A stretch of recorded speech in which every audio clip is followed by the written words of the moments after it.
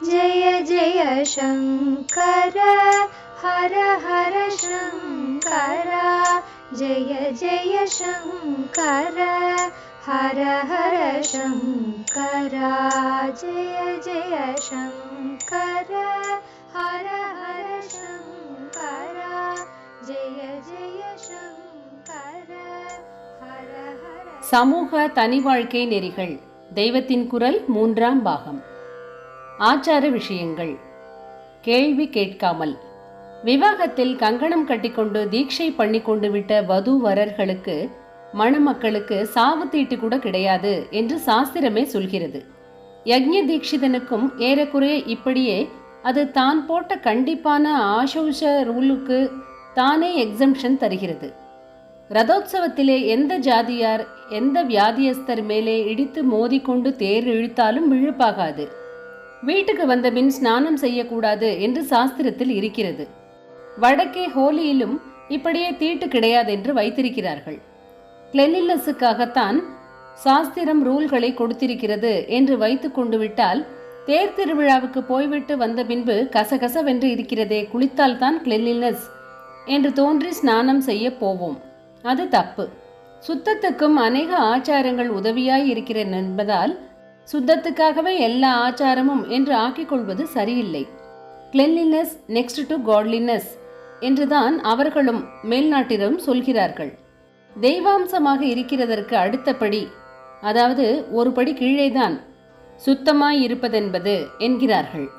அதனால் தெய்வ சம்பந்தமாக நம்மை சேர்க்கிறதையே முக்கிய நோக்கமாய் ஆச்சாரங்கள் கொண்டிருப்பதால் இதற்காக கிளென்லினஸை அது விட சொல்கிற இடங்களில் விட வேண்டியதுதான்.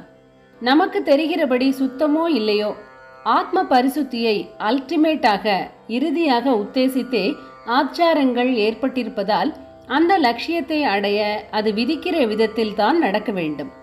அதனால் அசுத்தம் அனாரோக்கியம் ஏற்பட்டாலும் சரி, அது நவீன கொள்கைகளுக்கு அநாகரிகமாக இருந்தாலும் சரி, சயின்ஸுக்கும் பகுத்தறிவுக்கும் ஒத்து வராவிட்டாலும் சரி, கேள்வி கேட்காமல் அதற்கு அடங்கித்தான் நடக்கணும். இம்மை நலன்களும் தருவது. பொதுவாக ஆச்சாரங்கள் வெளி சுத்தம், ஆரோக்கியம், சமூகத்தின் சௌஜன்யம், குடும்ப வாழ்வின் ஒழுங்கு எல்லாவற்றையும் கூட தருவதாக, அதாவது இம்மையிலும் சௌக்கியம் தருவதாகவே தான் உள்ளன. அதனால்தான் சாஸ்திராயச்ச சுகாயச்ச என்பது. ஆச்சார வாழ்க்கை நடத்துவது சாஸ்திரத்துக்கு சாஸ்திரமும் சௌக்கியத்துக்கு சௌக்கியமும் என்று அர்த்தம். இம்மை நலன்கள் எல்லாம் ஆச்சாரமாய் இருப்பவர்களுக்கு கிட்டும் என்பதற்கு சாஸ்திர வாக்கியமே இருக்கிறது. ஆச்சாராத் லபதே ஹ்யாயுஹு ஆச்சாராத் இப்சிதாம் பிரஜாஹா ஆச்சாராத் தனம் அக்ஷயம் ஆச்சாரோ ஹந்திய லக்ஷணம். ஆச்சாரத்தினால் தீர்காயுஸ் லபிக்கிறது. ஆச்சாரத்தினால் நமக்கு எப்படி இஷ்டமோ அப்படிப்பட்ட சந்ததி உண்டாகிறது. ஆச்சாரமாய் இருப்பதால் குறையாத செல்வச் செழிப்பு ஏற்படுகிறது. ஆச்சாரம் குரூபத்தையும் போக்குகிறது. இப்படி மெட்டீரியல் பெனிஃபிட்டுகளை கூட ஆச்சாரத்துக்கு பலனாக சொல்லியிருக்கிறது. சரீர லாவண்யம் கூட ஆச்சாரத்தால் உண்டாகிறதாம். ஆச்சார அனுஷ்டானங்களை அபியசிக்கிறவர்களின் தேகத்திலேயே ஒரு காந்தியும் தேஜஸும் ஆச்சார கலை என்று ஏற்பட்டு விடுவதால் காது மூக்கு எப்படி இருந்தாலும் அந்த ரூபத்தை பார்த்தவுடன் மதிப்பும் பிரியமும் உண்டாகி விடுவதையே இப்படி சொல்லி இருக்கிறது. ஆச்சாராத் தனம் அக்ஷயம். குறையாத செல்வம் ஆச்சாரத்தால் உண்டாகிறதென்றால் 2 விதமாய் அர்த்தம் செய்து கொள்ளலாம். பக்தி, ஞானம், விவேகம், வைராக்கியம் முதலான ஆத்மார்த்தமான செல்வம்தான் என்றைக்கும் குறைவுபடாத அக்ஷயம் தனம் என்று சொல்லலாம். அல்லது மெட்டீரியலாகவே கூட பணப்பற்றாக்குறை எந்நாளும் இல்லாமல் இருக்க ஆச்சாரம் உதவுகிறது என்று சொல்லலாம். இதற்கு நிரம்ப பணம் கொழுத்திருப்பது என்று அர்த்தம் பண்ணி கொள்ளாமல் இன்னொரு விதத்தில் அர்த்தம் பண்ணி கொள்ளலாம். வரவு ஜாஸ்தியாகிவிட்டால் மாத்திரம் சுபிக்ஷமாகி விடுமா? நிறைய பணம் இருப்பதாலேயே நிறைய தப்பு வழிகளில் போய் கஷ்டப்படுவதாக ஆவதையும் பார்க்கிறோமே. 2 கையாலும் சம்பாதனை செய்தாலும் அதைவிட ஜாஸ்தி செலவுகளில் மாட்டிக்கொண்டு கடன், கஸ்தி, ஓவர் டிராஃப்ட் என்று அவஸ்தைப்படுபவர்களை பார்க்கிறோமே. குடி, ரேஸ் என்று உடம்பும் கெட்டு குடும்ப வாழ்க்கையும் கெட்டுப்போகிறதும் பணக்காரர்களில் தான் அதிகம் பார்க்கிறோம். அதனால் நமக்கு வேண்டும் சுபிக்ஷம் வரவு ஜாஸ்தியாவதால் கிடைக்காது. செலவு குறைந்து வரவுக்கு அடங்கி இருப்பதுதான் சுபிக்ஷம். ஆன முதலுக்கு அதிகம் செலவானால் எத்தனை வரும்படி இருந்தாலும் மானமழிந்து மதிக்கெட்டு என்ற எல்லா அனர்த்தமும் ஏற்படத்தான் செய்யும். ஆச்சாரமாய் இருந்தால் வேறென்ன பிரயோஜனம் ஏற்படுமோ ஏற்படாதோ, செலவிலே சிக்கனம் உண்டாவது நிச்சயம். காபி அனாச்சாரம், கிளப் அதாவது ஹோட்டல் அனாச்சாரம், சினிமாவும் கூத்தும் சாஸ்திர சம்பந்தமானதில்லை. குடிக்கக்கூடாது, சூதாடக்கூடாது, ரேஸ் சீட்டு எல்லாம் சூதுதான். என்ன மொசைக் போட்டாலும் சாணி போட்டு மெழுகக்கூடிய சாதா தரைக்கு சமதையாகாது. ஆச்சார அனுஷ்டானங்களுக்கு ஹானியாக இருப்பதால் வெளியூர்களுக்கு போய் வருவதை மினிமைஸ் பண்ணி கொள்ள வேண்டும் என்றெல்லாம் சாஸ்திரோக்தமாக வாழ்கிற போது இந்த இனங்களில் ஏற்படுகிற அத்தனை செலவும் மிச்சம். ஆச்சாரமாய் இருக்கிற ஒருவனுக்கு இந்த அனாச்சாரங்களில் ஆசை வந்து இவனே ஒரு கிளப்புக்கோ சினிமாவுக்கோ போனால் கூட பஞ்சகச்சமும் குடுமியுமாய் இவன் வருவதை பார்த்து அங்கே இருக்கிறவர்களே இவனை கேலி செய்து திரும்பி போகும்படி பண்ணிவிடுவார்கள். ட்ரெஸ் ஒன்றை எடுத்துக்கொண்டால் இப்போது இங்கிலீஷ் மோஸ்தர்களுக்காக, அப்புறம் லாண்டரிக்காக எத்தனை செலவு. ஏதோ ஒரு வேஷ்டி துண்டு என்று வைத்து கொண்டு விட்டால் எத்தனை மிச்சம். ஆச்சாரமும் அலுவலக நடைமுறையும். ஆபீஸுக்கு கூட சட்டை போட்டு கொள்ளாமல் தான் வருவோம் என்று அத்தனை பேரும் உறுதியாய் இருந்தால் இந்த குடியரசு யுகத்தில் சர்க்கார் ஒப்புக்கொள்ளத்தான் வேண்டும். ஷர்ட்டிங், டெய்லர், லாண்ட்ரி எல்லா செலவும் மிச்சம். காந்தி 4 முழ வேஷ்டியும் துண்டுமாகவே கிங் எம்பரர் வரைக்கும் போகவில்லை. ஸ்வதேசி உடுப்பு வந்து இதில் நான் ஆசைப்படுகிற மாதிரி பட்டு மோகமும் போய்விட்டால் செலவு ரொம்ப மட்டுப்படும். தோய்க்காவிட்டால் மடி இல்லை. சூட் தினமும் தோய்க்க முடியுமா? பார்வைக்கு அது எத்தனை சுத்தமாக இருந்தாலும் அனாச்சாரம்தானே, வேர்வைதானே. அருகில் இருப்பவர் ஏதோ குறுக்கிட்டு கூற அதை கேட்டு அவரிடம் சிறிது விசாரணை செய்துவிட்டு பெரியவர்கள் தொடர்கிறார்கள். இப்போது ஏதேதோ செயற்கை துணி தினுசுகள் கண்டுபிடித்திருக்கிறார்கள். அதனால் கால் சராய் கூட தினமும் நாமே தோய்த்து போட்டு விடலாம். உடனேயே காய்ந்துவிடும். பிழிந்தால் கூட அதிலே மடிப்பு விழுவதில்லை. அதனால் லாண்ட்ரிக்கும் போட வேண்டியதில்லை என்று இவர் சொல்கிறார். ஆனால் இம்மாதிரி செயற்கை அதாவது ஆர்டிஃபிஷியல் வஸ்திரமே சாஸ்திர சம்மதமானதில்லை.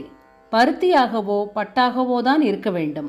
நானோ பட்டும் வேண்டாம் என்று சொல்லி அந்த செலவும் இல்லாமல் பண்ணுகிறேன்.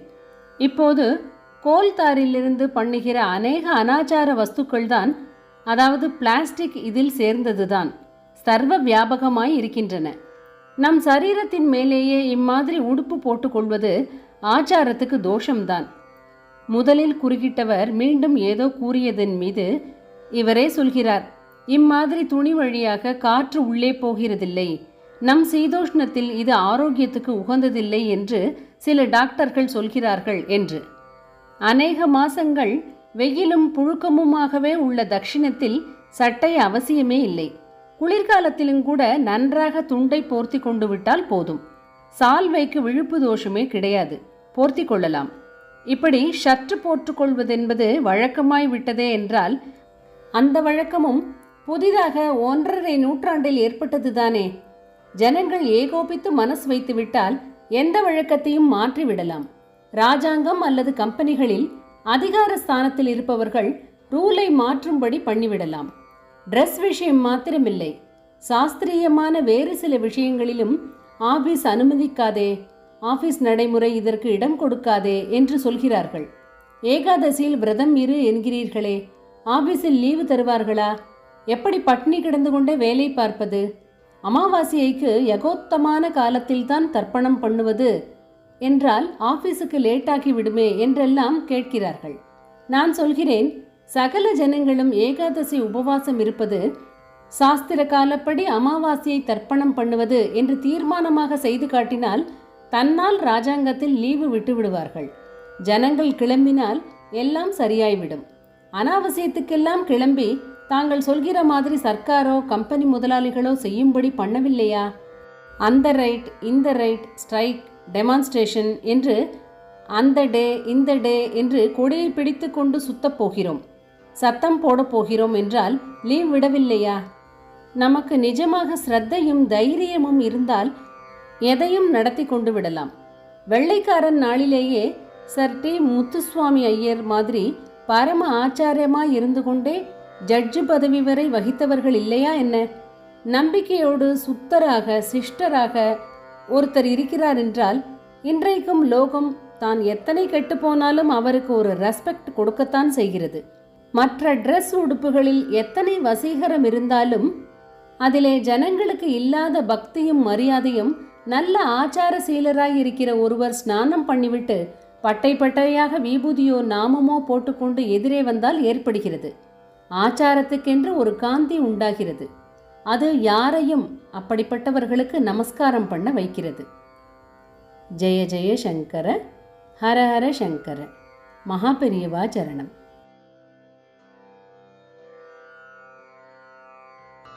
जय जय शङ्कर हर हर शङ्कर जय जय शङ्कर हर हर शङ्कर जय जय शङ्कर हर हर